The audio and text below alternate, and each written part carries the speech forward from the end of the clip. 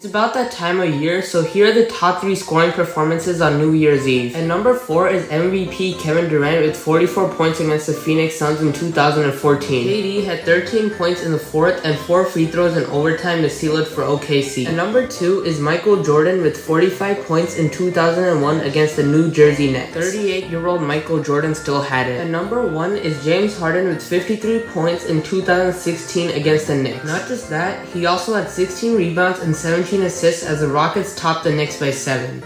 Takes for every NBA team. Today are the Los Angeles Lakers. In my opinion, the 2001 Lakers are the best team in franchise history. Even though this team doesn't have the most impressive regular season record, that was a product of them cruising through the regular season. This was also the year when Kobe took the leap to superstardom with his average of 29 points on the best defense of his career. This season was the peak of the Kobe-Shaq tandem. With excellent role players such as Derek Fisher, Ron Harper, and Robert Horry, they proved too much for other teams come playoff time. In the postseason, they swept their way to the finals, including series wins over Sacramento and San Antonio. In the finals, they rebounded from a Game 1 loss to claim their second title in a row. Shout out to the 72 and 87 Lakers who both have a great pace. Hot takes for every NBA team too. Today are the Sacramento Kings. In my opinion, the Indiana Pacers won the Haliburton-Sabonis trade. Hear me out. I do believe that both teams became better as a direct result from that trade. To me, Sacramento isn't a team that is a legit contender to make the finals, let alone win the championship. At the time of the trade, many teams were surprised that Haliburton was on the trade block. If the Kings made it clear that they were willing to move on from him, they likely could have gotten a bigger return, including draft capital. On the other hand,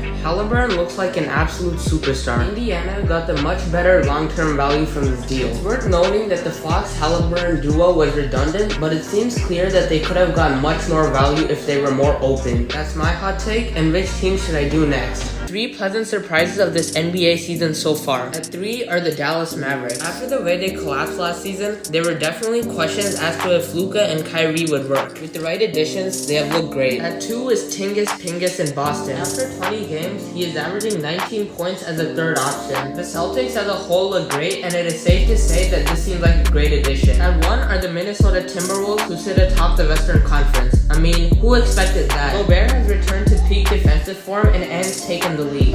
What a lot of people don't understand when talking about the NBA is that better and greater are 2 separate things. For example, while I believe that Steph Curry is a better player than Magic Johnson, he definitely isn't greater. Magic Johnson has more championships, postseason success, and more MVPs than Curry, so it is hard to deny his superiority. If they were indeed the same thing, then why isn't McGrady on the top 15 all-time list? The talent was definitely there, and Kobe said that he was the hardest player he ever had to guard.